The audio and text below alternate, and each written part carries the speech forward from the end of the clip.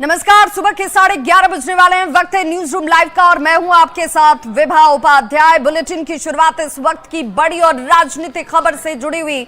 आज महाशिवरात्रि का दिन और ये महाशिवरात्रि का दिन बिहार की सियासत के लिए बहुत अहम हो गया, क्योंकि आज शाम 4 बजे नीतीश मंत्रिमंडल का विस्तार होने जा रहा है, जिसमें 7 नए मंत्री पद की शपथ लेते हुए नजर आएंगे। लेकिन ये 7 मंत्री बीजेपी कोटे के होंगे, क्योंकि जेडीयू कोटे के मंत्री पहले ही फुल हो चुके हैं और आज शाम 4 बजे ये विस्तार होने वाला है। लंबे समय से कैबिनेट विस्तार की चर्चाएं चल रही थी, लेकिन इसे टाला जा रहा था।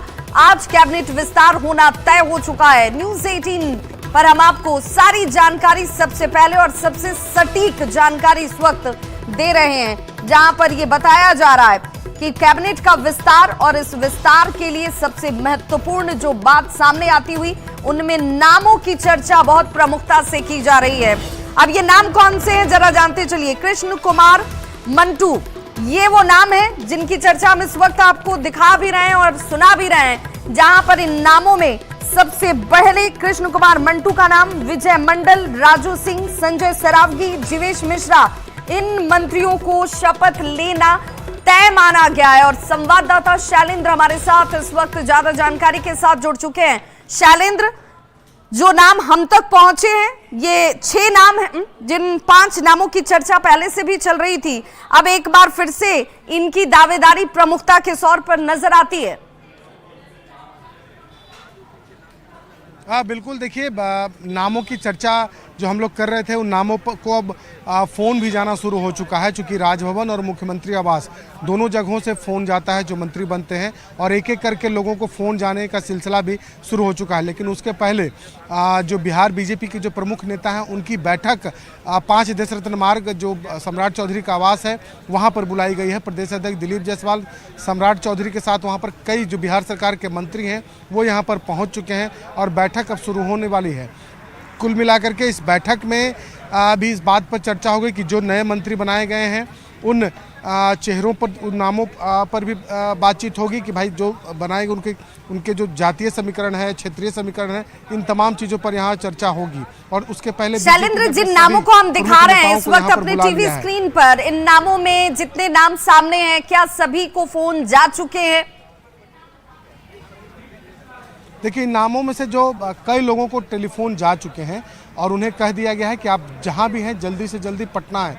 हमें भी कई लोगों से बात हुई, वो लोग भी अलग अलग जगहों पर हैं, वो लोग लेकिन अगले 1 से 2 घंटे में वो पटना पहुंच जाएंगे। राजू सिंह मुजफ्फरपुर से चल चुके हैं, मंटू सिंह पटेल छपरा से चल चुके हैं। दूसरी ओर यदि हम बात कर ले संजय सरावगी से, तो वो भी दरभंगा में थे, वो भी आ रहे हैं। तो जो लोग जहाँ थे, जिनके नामों की सूची राजभवन गई है, वो लोग यहाँ एक एक कर करके अब पटना पहुँच रहे हैं और उम्मीद है कि सीधे वो 5 देश रत्न मार्ग सम्राट चौधरी का जो सरकारी आवास है वहाँ पहुँचेंगे और यहीं से साथ सभी लोग शाम 4 बजे राजभवन जाएंगे, जहाँ शपथ ग्रहण समारोह होगा। लेकिन 5 नाम जिसे हम बार बार दिखा भी रहे हैं, जिस सूची की चर्चा आप भी कर रहे हैं, लेकिन ये 7 लोग हैं जिन्हें शपथ लिया जाने वाला है। तो 2 नाम और कौन से हो सकते हैं?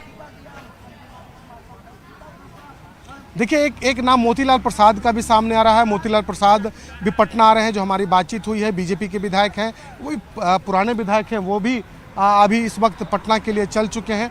उनके साथ और भी कई नाम हैं जिस पर अभी चर्चा हो रही है, लेकिन धीरे धीरे जो नामों की सूची है वो अब सामने आने लगी है। कृष्ण कुमार मंटू की बात करें, विजय मंडल की बात कर लें, राजू सिंह की बात कर लें, संजय सरावगी की बात कर लें, तो जातीय समीकरण के अनुसार तमाम जो चेहरे हैं, और ख़ास करके ये तमाम जो नाम आ रहे हैं वो कोई नए विधायक नहीं है, या सब कद्दावर पार्टी के नेता हैं और पुराने विधायक हैं। ऐसे लोगों को यहाँ मौका दिया गया है। तो क्या ये मानकर चले शैलेंद्र कि अब इस बार के विधानसभा चुनाव में, चूंकि ये सभी मंझे हुए नेता कहे जाते हैं, पहले से इनका राजनीतिक अनुभव रहा है, ये कई बार के विधायक रहे हैं, मंत्री की भूमिका निभाने जा रहे हैं, और ऐसे में उनके तजुर्बे का इस्तेमाल बीजेपी करना चाह रही है।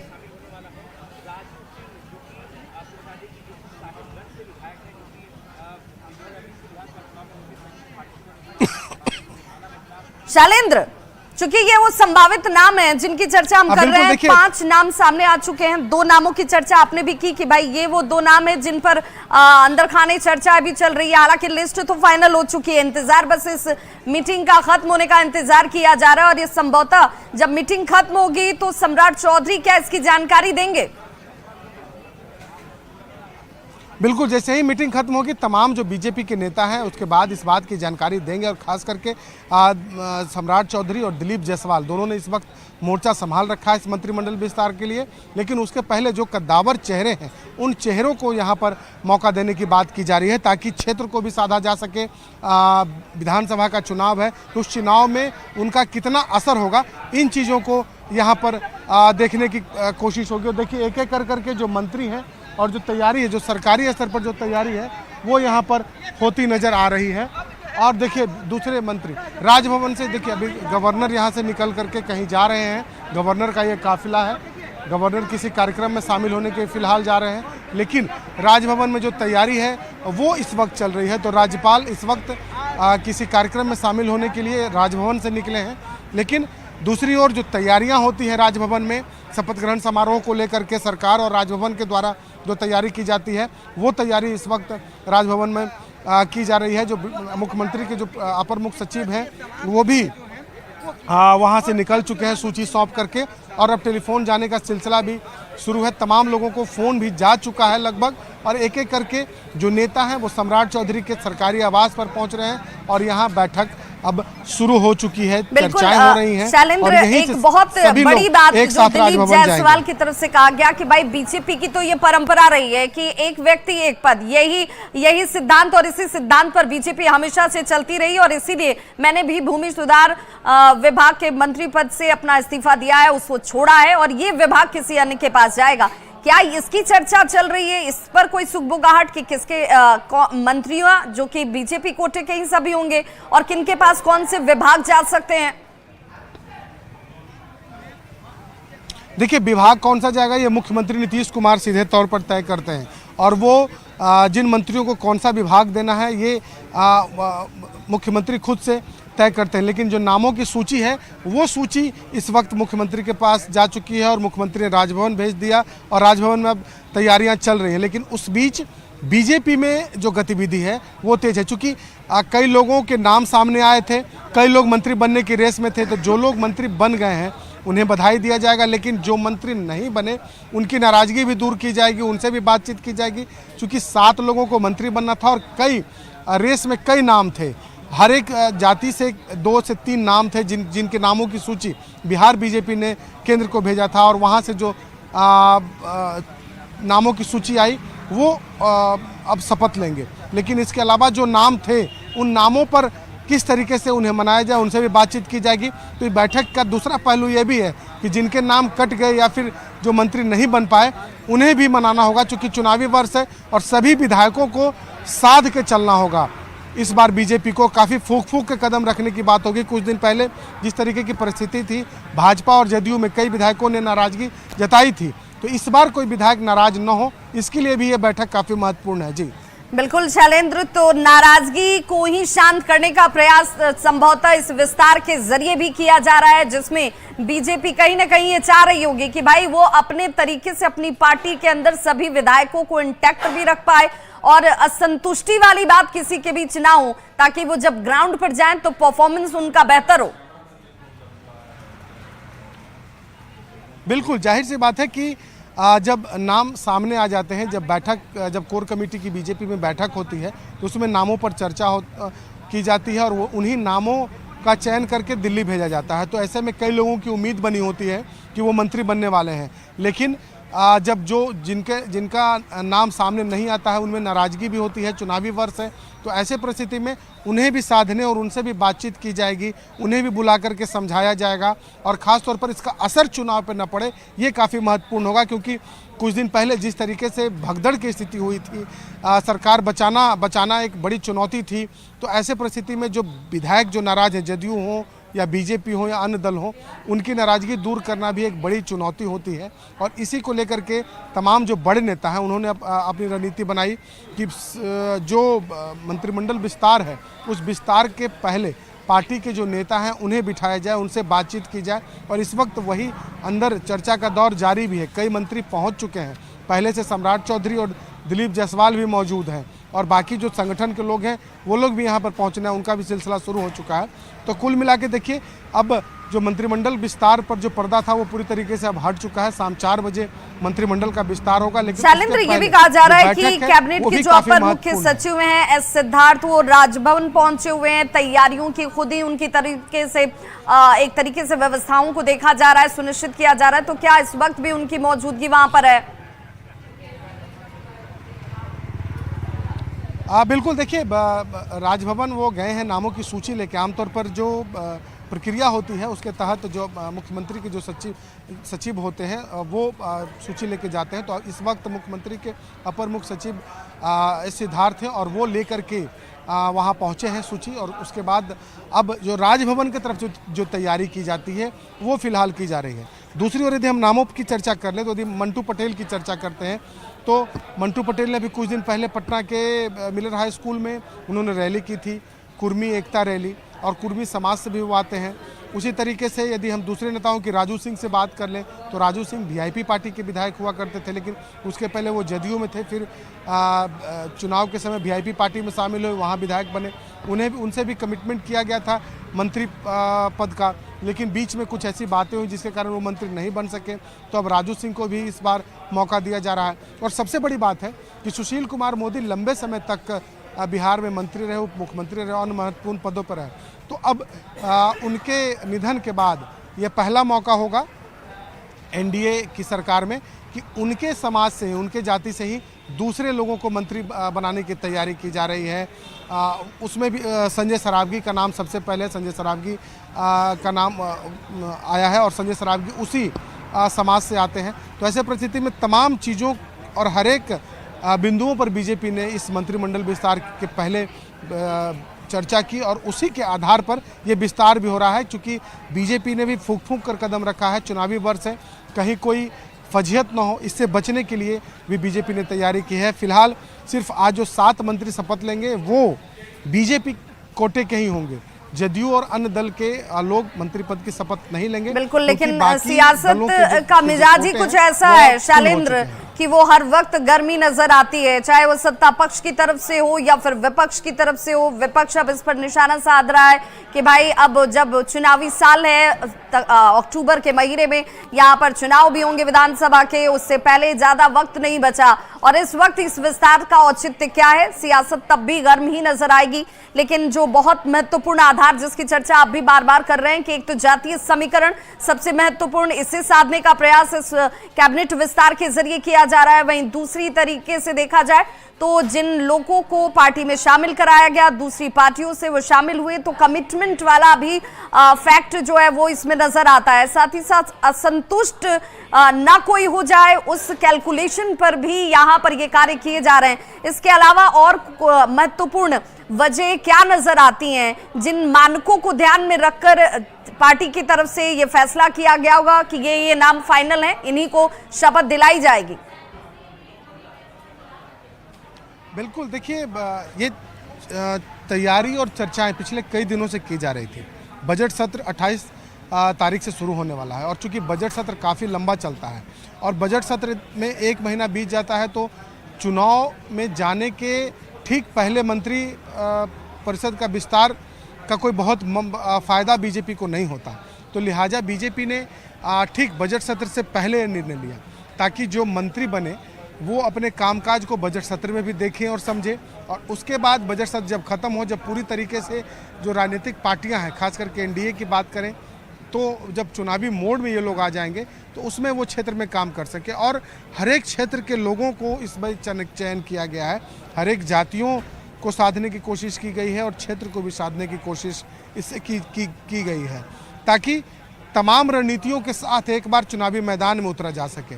और यही देखने को भी मिला, अभी तक जो नाम सामने आए हैं उन नाम के अनुसार यही देखने को मिले हैं कि बीजेपी ने एक सोची समझी रणनीति के तहत यह निर्णय लिया है और इसका फ़ायदा चुनाव में हो, ये भी फ़ायदा उठाने की भी कोशिश कहीं ना कहीं बीजेपी की और एनडीए की है। जी बिल्कुल, तो बीजेपी चाहेगी कि उसका जो परफॉर्मेंस है, उसका जो स्ट्राइक रेट है, वो पिछले विधानसभा चुनाव के जो रिजल्ट थे उनसे बेहतर हो, और ये बेहतर कौन ज्यादा कर सकता है उस आधार पर भी संभवतः ये जो नाम संभावित तरीके से हम दिखा रहे हैं।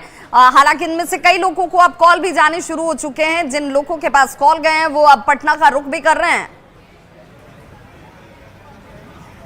हाँ बिल्कुल, कई लोगों से हमारी बातचीत हुई, वो रास्ते में हैं और अगले 1 से 2 घंटे में तमाम लोग जिन्हें मंत्री पद के लिए शपथ लेना है वो तमाम लोग यहाँ मौजूद होंगे सम्राट चौधरी के इस आवास में। चूँकि तमाम लोगों को ये भी कह दिया गया है कि आप यहाँ जल्द से जल्द पहुँचिए, जहाँ भी हैं, जिस परिस्थिति में हैं। चूँकि 7 बजे मंत्री पद की शपथ लेनी है और शपथ ग्रहण समारोह के पहले एक बैठक भी होनी है और उस बैठक के बाद सभी लोग को यहाँ से एक साथ राजभवन जाना है। तो लिहाजा सभी लोगों को कहा गया है कि जल्द से जल्द वो यहाँ पर पहुँचे और सिर्फ जिन्हें शपथ लेना है वो नहीं, उसके अलावा भी जो पार्टी के जो अन्य बड़े चेहरे हैं उन्हें भी यहाँ पर बुलाया गया है। वो लोग भी धीरे धीरे करके यहाँ पर पहुँच रहे हैं। शैलेंद्र, जो बैठक इस वक्त चल रही है, क्या वो बैठक खत्म हो गई है या अभी ये चल रही है? कितना और वक्त लग सकता है इस बैठक के खत्म होने में? कोई जानकारी इसे लेकर सामने आ रही है? देखिए, बैठक अभी चलेगी, चूँकि अभी कई लोग आना उनका बाकी है, कई लोग एक एक करके यहाँ पहुँच रहे हैं। तो जिन लोगों की बैठक में ज़रूरी है, जिन लोगों की ज़रूरत है, उन लोगों को धीरे धीरे बुलाया जा रहा है और एक एक करके तमाम जो चेहरे हैं भाजपा के वो यहाँ पर जुट रहे हैं। तो एक मंत्रिमंडल विस्तार के पहले एक महत्वपूर्ण बैठक और उस बैठक के बाद सभी लोग यहाँ से एक साथ ही राजभवन जाएंगे। लेकिन जो चेहरे हैं उन चेहरों के पीछे के साथ जो दूसरे विधायक हैं उसी जाति के, उसी समाज के, उनकी नाराजगी और उस समाज को कैसे और साधा जाए, इसको लेकर के भी बैठक में चर्चा होगी। लेकिन फिलहाल बीजेपी ने नामों की सूची राजभवन भेज दी है और अब शाम 4 बजे शपथ ग्रहण समारोह होगा। क्या शैलेंद्र ये मानकर चलेंगे कि जब ये शपथ ग्रहण समारोह होगा, कैबिनेट का विस्तार होगा, इस दौरान दूसरे जो सहयोगी दल हैं उन लोगों की तरफ से भी यहाँ पर उपस्थिति नजर आएगी, जेडीयू के मंत्रियों की मौजूदगी यहाँ पर होगी, तमाम सहयोगी दलों के दूसरे मंत्रियों की मौजूदगी होगी, या सिर्फ बीजेपी के ही लोगों की मौजूदगी होगी जब ये विस्तार होगा? बिल्कुल, देखिए, जब शपथ ग्रहण समारोह है तो उसमें तमाम जो एनडीए के चेहरे हैं वो सभी लोग वहाँ पर पहुँचेंगे। मुख्यमंत्री भी होंगे, जदयू कोटे के मंत्री भी होंगे, हम कोटे के भी मंत्री होंगे, सभी लोग जितने बिहार सरकार के कैबिनेट मिनिस्टर हैं वो सारे लोग तो होंगे। उनके साथ साथ जो एनडीए के जो बड़े चेहरे हैं वो भी होंगे। चूँकि एक मैसेज देने की भी कोशिश है कि एकजुटता के साथ एनडीए आगे अब बढ़ रहा है। दूसरी ओर कयास ये लगाया जा रहा था कि बिहार में विधानसभा के चुनाव पहले हो सकते हैं, उस पर भी अब विराम लग चुका है क्योंकि ठीक बजट सत्र के पहले कैबिनेट का विस्तार किया जा रहा है। तो अब जाहिर सी बात है कि जो चुनाव होने हैं वो भी अपने समय से ही होगा जो निर्धारित समय था। तो कुल मिलाकर के सरकार को और बड़ी तैयारी भी करनी है, क्योंकि मुख्यमंत्री नीतीश कुमार ने अपनी यात्राओं के दौरान कई घोषणाएं की और सभी घोषणाओं पर कैबिनेट ने मुहर लगा दी है। तो अब उन घोषणाओं को भी धरातल पर उतारना है। एक मंत्री के पास कई विभाग थे। यदि विजय सिन्हा की बात करें तो उनके पास 3 विभाग थे। मंगल पांडे के पास 2 प्रमुख विभाग, कृषि और स्वास्थ्य। तो ऐसे परिस्थिति में मंगल पांडे को एक विभाग छोड़ना पड़ सकता है, विजय सिन्हा को भी एक विभाग छोड़ना पड़ सकता है, नीतीश मिश्रा के पास भी 2 विभाग थे। और कहीं ना कहीं जो बड़े विभाग हैं उन पर फोकस भी करना होगा मंत्रियों को, चूँकि परफॉर्मेंस देना होगा, समय काफ़ी कम है। तो ऐसी परिस्थिति में अब मंत्रियों के बोझ को भी हल्का किया जाएगा जिनके पास 2 या 2 से अधिक विधायक थे। तो अब जो नए विधायक बनेंगे उस सवाल पर एक तरीके से इस विस्तार के जरिए विराम लगाने का प्रयास किया जा रहा है, जो विपक्ष की तरफ से बार बार उठाया जा रहा था कि भाई एक एक मंत्री और कई कई विभागों की जिम्मेदारी, तो फिर इन विभागों पर कैसे 100% काम होगा, जनता के हितों का ध्यान कैसे रखा जाएगा, ये अपने आप में एक बड़ा सवाल है। तो संभवतः उस पर भी एक तरीके से विराम लग जाएगा। बिल्कुल, जाहिर सी बात है कि काम कैसे तेजी से हो, चूँकि अब काम करके दिखाना होगा। चुनावी वर्ष है, समय काफ़ी कम है, 6 महीने से भी कम समय बच रहे हैं। तो ऐसे परिस्थिति में जो मंत्री बनेंगे उनके लिए तो चुनौती होगी, चूँकि जो मंत्री बनते हैं उन्हें विभाग को समझने में, देखने में चीज़ों को लगभग 1 महीने का वक्त बीत जाता है। और मंत्रियों को बजट भी पेश करना होगा, चूँकि बजट सत्र चल रहा है और सभी विभाग का बजट पेश किया जाता है। तो जो नए मंत्री बनेंगे उन्हें काफ़ी कहीं ना कहीं कड़ी मेहनत करनी होगी, बजट सत्र की तैयारी करना होगा। जो सवाल आएंगे उन सवालों के जवाब भी देने होंगे। जो पहले बार मंत्री बनेंगे उन्हें थोड़ी दिक्कत भी आ सकती है, क्योंकि इस बार का जो विधानसभा सत्र है वो काफ़ी लंबा होगा और विपक्ष के तीखे सवाल होंगे, उसका भी जवाब देना है। विभाग को भी समझना होगा और साथ ही साथ जो योजनाएं चल रही हैं उन योजनाओं को जल्द से जल्द धरातल पर उतारने की भी एक बड़ी चुनौती होगी, क्योंकि सैकड़ों योजनाओं की मंजूरी मुख्यमंत्री ने दी है। और उम्मीद यह की इस बात की है कि बजट सत्र के ठीक बाद जिन योजनाओं को मुख्यमंत्री ने मंजूरी दी है उन योजनाओं पर काम शुरू करना है। तो ऐसी परिस्थिति में अलग अलग विभाग की योजनाएं हैं, तो जो नए मंत्री बनेंगे उन्हें भी उस पर काम करना होगा। तो परफॉर्मेंस दिखाना होगा अगले 6 महीने के अंदर, क्योंकि अब चुनाव में जाना है और लोग सवाल पूछेंगे। और कहीं ना कहीं इसी कारण से यह निर्णय भी लिया गया कि मंत्रिमंडल का विस्तार जल्द से जल्द कर दिया जाए बजट सत्र के पहले, और जिन मंत्रियों के पास एक से अधिक विभाग हैं, जो बड़े विभाग हैं, उन विभागों को बांटा जाए दूसरे लोगों को, ताकि वो भी बेहतर और परफॉर्मेंस बेहतर और प्रदर्शन कर सकते हैं। जी बिल्कुल शैलेंद्र, आप हमारे साथ बने रहिए। साथ ही साथ इस वक्त हमारे साथ जुड़ गए हैं रवि एस नारायण भी राजभवन पर, जहां पर सबकी निगाहें टिकी हैं। शाम 4 बजे का वक्त जब शपथ ग्रहण होगा और कैबिनेट का विस्तार अपने आप में बेहद महत्वपूर्ण, और ऐसे में राजभवन के पास किस तरह की हलचल नजर आती है। रवि, जरा सबसे पहले तस्वीरें दिखाइए, क्योंकि इस वक्त सेंटर ऑफ अट्रैक्शन राजभवन ही है। अभी जो है सबसे ज़्यादा जो आकर्षण का केंद्र है वो राजभवन है। और क्योंकि अभी बता दें कि तमाम उन लोगों की जो सूची है जिनको मंत्रिमंडल में शामिल होना है, मंत्री पद की शपथ लेना है आज शाम, उन तमाम लोगों की सूची लेकर के थोड़ी देर पहले जो है कैबिनेट जो सेक्रेटरी हैं एस सिद्धार्थ, वो यहाँ पे पहुँचे और जाकर के राजभवन वो सूची सौंपी है उन्होंने, और उन तमाम लोगों की सूची चली गई है। और यहाँ से अभी जो जानकारी मिल रही है उन तमाम लोगों को जो मंत्री बनने वाले हैं उन्हें मुख्यमंत्री राजभवन से उन्हें कॉल जाना शुरू हो गया है। तो उन लोगों को जब कॉल जाएगा तो थोड़ी देर में तमाम जो लोग हैं वो मुख्यमंत्री आवास पहुंचेंगे, और आवास जो यहाँ से ठीक 10 कदम की दूरी पर है, जो आप कैमरों के नज़र से देख सकते हैं कि यहाँ पे मुख्यमंत्री आवास है चंद कदमों पे। यहाँ पे तमाम वो मंत्री पहुँचेंगे, मुख्यमंत्री के साथ बैठक होगी और उसके बाद तमाम लोग जो हैं वो राजभवन में सीधा कूच करेंगे, जहाँ पे मंत्री पद की शपथ लेंगे। तो अभी इसे बता दूं कि अभी से चंद मिनट पहले जो है वो राज्यपाल यहाँ से बाहर निकले हैं।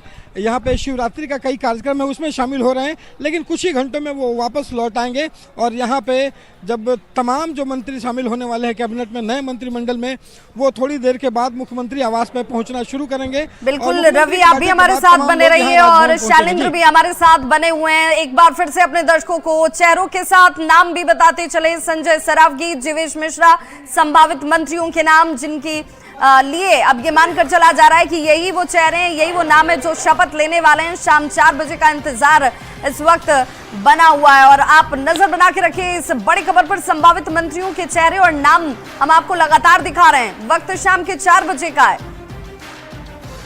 और फिलहाल यहाँ एक छोटा सा अंतराल, फौरन होंगे वापस।